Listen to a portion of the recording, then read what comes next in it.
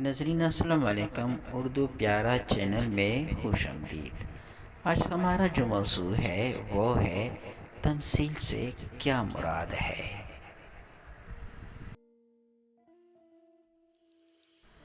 تمثیل کے لغوی معنی ہے مثال دینا، مطابقت قائم کرنا۔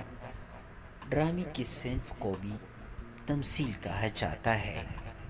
غیر مرئی غیر مادی چیزوں کو مرئی شکل میں پیش کرنا تجسیم ہے، جیسے بہادری کو شکل دے دینا۔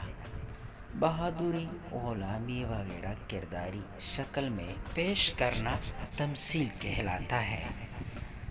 اردو ادب میں تمثیلی کتاب جو ہے وہ سبرس ہے، اور جس کی مصنف کا نام ہے مولا وجہی۔